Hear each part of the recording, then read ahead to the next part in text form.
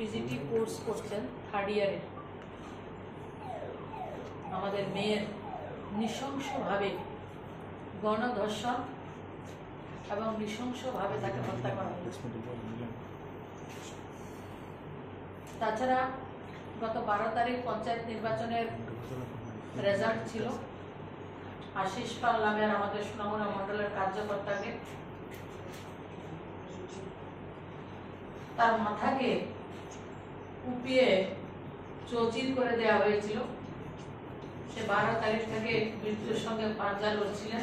আজকে আমরা বলেছেন গতকাল রাত্রেও ওনার স্বর্গবাস হয়েছে এবং আজকে আমরা আমার রাজ্যের শান্তিপ্রিয় বুদ্ধি শুভবুদ্ধি যারা নাগরিকরা রয়েছেন, যে কোনো দলের হোক, সবার কাছে আমি সংকল্প করছি আশিস পালের যারা দুষ্কৃতী তাদের শেষ পর্যন্ত আমি ব্যক্তিগতভাবে প্রতিবাদ সেখানে দেব, আমি সংকল্প নিচ্ছি।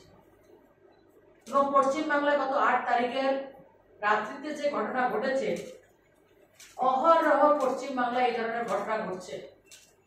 কমিউনিস্টের শাসনেও সেটা হয়েছে এবং কমিউনিস্টের শাসন যে জায়গায় শাসনটাকে রেখে গেছেন একজন মহিলা মুখ্যমন্ত্রী, যিনি স্বরাষ্ট্রমন্ত্রী, যিনি স্বাস্থ্যমন্ত্রী, যিনি মুখ্যমন্ত্রী এবং মহিলা, যিনি মা মাটি মানুষের কথা বলছেন, ওনার নেতৃত্বে যে সরকার চলছে প্রতিটা মুহূর্তে মায়ের ইজ্জত ভুল লুণ্ঠিত। আরজি করের ঘটনা আমাদের প্রত্যেকটা নাগরিকের শরীরকে যে রক্ত হিম করে দেওয়ার একটা ঘটনা ঘটেছে। আমরা কোথায় সুরক্ষিত মেয়েরা? পশ্চিমবাংলায় কোন জায়গায় আমরা সুরক্ষিত? প্রথমত হচ্ছে যখন ওনার ধর্ষণের পরে, গণধর্ষণ করার পরে রক্তাক্ত অবস্থায় ওনাকে ফেলে দেওয়া হয়েছে, তখন সরকার এবং পুলিশ প্রশাসন সবাই মিলে সেটাকে সুইসাইড বলে চালিয়ে দেওয়ার কাজ করেছেন। কারণ পশ্চিমবাংলার মুখ্যমন্ত্রীর একটা অর্গানাইজড সিস্টেম রয়েছে ওনার, সেই সিস্টেমটা সেদিনেও তিনি কাজে লাগানোর চেষ্টা করেছেন। কিন্তু হসপিটালের যারা ডাক্তাররা ছিলেন সবাই তার প্রতিবাদ করাতে সেটা উনি করতে পারেননি। উনি কি করেছেন, যে ডক্টর কথায় আপনারা শুনেছেন 36 আওয়ার্স এক নাগারে মেয়েটাকে উদ্দেশ্যমূলকভাবে, উদ্দেশ্য প্রণোদিতভাবে, মানে ডাক্তারদের রিগিং, সেটা ওই মেয়েটার উপর করা হয়েছে। 36 আওয়ার সে ডিউটি করেছে। তারপরে বলা হচ্ছে সেমিনার হলে, আমরা অনেক ভিডিও শুনেছি, ভিডিওর মধ্যে ওই হসপিটালের ডাক্তার যারা রয়েছেন তারা বলেছেন সেমিনার হলে ওকে হত্যা করা হয়নি, যে লিভিং রুম যেটা ডাক্তাররা রেস্ট রুম রয়েছে তার মধ্যে সে শুয়েছিল, সেই জায়গাটাকে গণধর্ষণ করা হয়েছে এবং তার 100-র উপরে তার শরীরে আঘাত রয়েছে এবং এমন ভাবে আঘাত করেছে যার রক্ত, চোখ দিয়ে রক্ত বেরিয়েছে, গলার হাড়গুলি ভেঙে দিয়েছে। পোস্টমর্টম রিপোর্ট আমাদের কাছেও রয়েছে এবং হাত পা ভেঙে দেওয়া হয়েছে। কিভাবে কি করেছে সবটা এত লজ্জা, মানে সভ্য সমাজে এই ধরনের বর্বরতাকে কেউ সহ্য করে না আমি মনে করি, এবং আমরা কেউ সভ্য সমাজ তার পারমিশনও দেয় না। কিন্তু পশ্চিমবাংলায় সেটা শুধু 8ই আগস্টের ঘটনা নয়, কামুদিনীর ঘটনা বলুন, বকটুরির ঘটনা বলুন, আমাদের সাঁতরাগাছির ঘটনা বলুন, হাঁসখালির ঘটনা বলুন, বীরভূমের ঘটনা বলুন, লাস্টে সন্দেশখালী থেকে শুরু করে আরজি কর, আজকে গোটা দেশের মধ্যে আরজি কর আমরা শুনছি। প্রত্যেকটা ঘটনা মহিলাদেরকে সম্মানকে ভুলুণ্ঠিত করা হচ্ছে। আর উনি নাটক করছেন। নাটকটা কি? উনি স্বরাষ্ট্রমন্ত্রী, উনি স্বাস্থ্যমন্ত্রী, উনি মুখ্যমন্ত্রী, উনি প্ল্যাকার্ড নিয়ে নাটক মঞ্চস্থ করছেন। কিসের? কার বিরুদ্ধে উনি আন্দোলন করছেন? উনি তো সবকিছু শেষ কথা। কিন্তু পশ্চিমবাংলা সরকার অর্গানাইজড ওয়েতে গোটা রাজ্যে প্রত্যেকটা ক্ষেত্রে তৃণমূলের গুন্ডা বাহিনী দ্বারা সরকারটা হাইজ্যাক হয়ে গেছে। সরকারি কোনো তন্ত্র পশ্চিমবাংলা নেই, প্রতিটা কাজ গুন্ডারা করছেন, তৃণমূলের গুন্ডারা, তথাকথিত গুন্ডারা সেই কাজটা করেছেন। আমরা লক্ষ্য করেছি যখন আরজি করের ডাক্তাররা আন্দোলন করছেন, ভারতীয় জনতা পার্টির কার্যকর্তারা একটা মেয়ের যে জাস্টিসের জন্য আন্দোলন করছেন তখন তাদেরকে উপর আক্রমণ করা হচ্ছে এবং পুলিশের গাড়ি দিয়ে বিজেপির একজন কার্যকর্তাকে গাড়ির চাকার তলায় তাকে ছুঁড়ে ফেলা হয়েছে। তৃণমূলের গুন্ডাকে দিয়ে আরজি করার যাতে সমস্ত ধরনের যত ধরনের প্রুফ ছিল, এভিডেন্স ছিল, প্রমাণকে লুপাট করার জন্য অর্গানাইজড ওয়েতে কি সুন্দর ক্রাইম করেন, মহিলা ক্রাইমের কুইন, মুখ্যমন্ত্রী বললে ভুল হবে, ক্রাইম কুইন, ক্রাইম অর্গানাইজড ওয়েতে উনি 7,000 লোককে পাঠিয়েছেন এবং বেছে বেছে তৃণমূলের গুন্ডাদেরকে পাঠিয়ে সমস্ত যে প্রুফ রয়েছে, এভিডেন্স রয়েছে, প্রমাণপত্রকে লুপাট করার কাজ একটা মুখ্যমন্ত্রী উনি করেছেন। আর উনি নাটক মন্ত্রস্থ করছেন যে উনি নাকি মেয়েটার জাস্টিস চাইছেন। উনি কি বলছেন, মেয়েটাকে ফেরত দিতে পারবো না, 10 লক্ষ টাকা দিয়ে দেবে। পশ্চিম বাংলার ক্যাটাগরি হয়েছে, কাকে কিভাবে র্যাপ করলে, কিভাবে মেয়েদের সম্মান নষ্ট করলে কত টাকা হবে উনি বেঁধে দিয়েছেন একটা মহিলা। যে মহিলা হিসাবে আমি আজকে লজ্জিত যে একটা মহিলা এভাবে মহিলাদের উপর অত্যাচার হলে এই ধরনের ব্যবহার উনি করতে পারেন। এটা আজকে গোটা দেশ, শুধু রাজ্য নয়, ওই মেয়েটা বাংলার মেয়ে নয়, গোটা দেশের মেয়ে। সমস্ত দেশ, সমস্ত ডাক্তাররা যারা ভগবান হিসাবে আমরা জানি সেই জায়গায় রুখে দাঁড়িয়েছেন।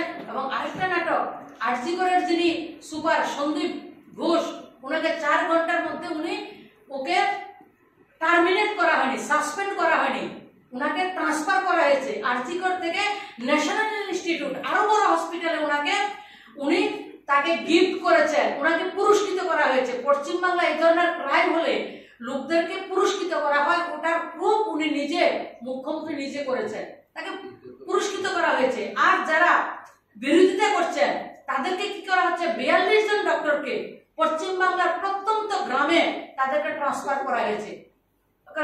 আর 200-র উপরে যারা বিভিন্ন ধরনের পোস্ট টুইট করেছে, পেজে সেগুলিকে লাইভ করেছে, সমস্ত অংশের নাগরিক যারা করেছেন, স্বতঃস্ফূর্ত ভাবে যারা নেমে এসেছেন, তাদেরকে ফোন করে করে তৃণমূলের গুন্ডারা ফোন করে করে জানের হুমকি দিচ্ছে, হুমকি দিয়ে তাদের টুইটগুলি ডিলিট করার জন্য কাজ করছেন। এই হচ্ছে পশ্চিমবাংলার সার্বিক পরিস্থিতি।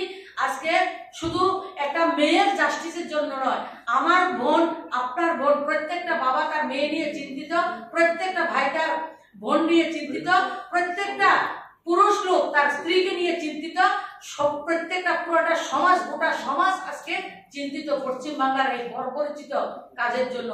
আর পশ্চিমবাংলার যে সরকারটা চলছে, গোটা সরকারটা একটা তালিবানি সরকার। 2021 থেকে আমি পশ্চিমবাংলা সংগঠনের সঙ্গে ওতপ্রোতভাবে যুক্ত রয়েছি। প্রত্যেকটা জায়গায় আজকে আরজি করের ঘটনা আমরা জানি, কামদুনি ঘটনা জানি, সন্দেশখালী জানি, হাঁসখালী জানি, প্রত্যেক দিন প্রতিনিয়ত অর্গানাইজড ওয়েতে হাজার হাজার সমস্যা তৈরি হচ্ছে। কাউকে কথা বলার অধিকার নেই, কথা বলার অধিকার ছিনিয়ে নিয়েছে। তবে এই তালেবানি শাসন, পশ্চিমবাংলার সমস্ত শাসন ব্যবস্থাটা তালেবানি কায়দায় পরিচালিত হচ্ছে। তৃণমূলের গুন্ডা দিয়ে সরকারের কোনো কাজ নেই, পুলিশের কোনো কাজ নেই, শাসন প্রশাসন সেই জায়গায় ভুল লুণ্ঠিত, সেই জায়গায় গুন্ডাদের হাতে কুক্ষিগত হয়ে গেছে। তার জন্য আমরা আজকে একজন মহিলা হিসাবে এবং একজন নাগরিক হিসাবে, গোটা দেশের নাগরিকরা যেভাবে জেগেছেন, সবাইকে আবারও বলবো যে মমতা ব্যানার্জির পদত্যাগ খুব দরকার। এই মহিলা যতদিন থাকবে আমাদের পশ্চিমবাংলার মহিলারা সুরক্ষিত নয়। আমরা মার যে সমস্যা উনি ডেলি তৈরি করছেন, সেটা প্রতিনিয়ত উনি আরো উত্তর সেই ক্রাইম উনার বৃদ্ধি পাচ্ছে, সেই কাজটা আমাদেরকে দেখতে হবে। আরেকটা, মাননীয় প্রাক্তন কেন্দ্রীয় প্রতিমন্ত্রী, ভারতীয় জনতা পার্টির বরিষ্ঠ নেতৃত্ব, কোর কমিটির সম্মানীয় সদস্যা শ্রীমতী প্রতিমা ভৌমিক মহোদয়া এবং মিডিয়া ইনচার্জ সুনীল সরকার মহোদয়, শুরুতেই আমরা অত্যন্ত দুঃখের সঙ্গে জানাচ্ছি সোনামুড়া মণ্ডলের আমাদের অত্যন্ত গুরুত্বপূর্ণ একজন কার্যকর্তা আশিস পাল মহোদয়, যিনি পঞ্চায়েত নির্বাচনের গণনার দিন 12ই আগস্ট সেই গণনা কেন্দ্রের বাইরে সিপিএমের হারমাত বাহিনীর সম্মিলিত আক্রমণে আহত হয়েছিলেন। রড থেকে শুরু করে তীব্রভাবে ওনাকে একের পর এক আঘাত করা হয়েছিল। রক্তাক্ত অবস্থায় উনি জিবি হাসপাতালে চিকিৎসাধীন ছিলেন।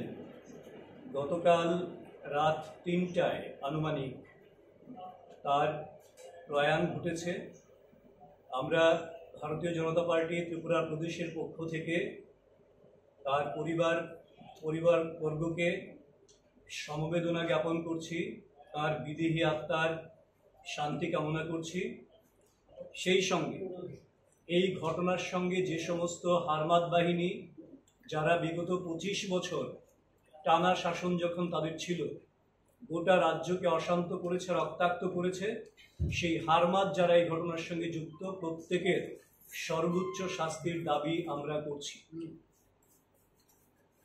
আপনারা অবগত আছেন, পশ্চিমবঙ্গের কলকাতাস্থিত আরজি কর মেডিকেল কলেজে একজন মহিলা কর্তব্যরতা চিকিৎসক, যার উপর নির্মম অত্যাচার, ধর্ষণ এবং খুনের ঘটনা ঘটেছে, যা নিয়ে গোটা দেশ উত্তাল রয়েছে।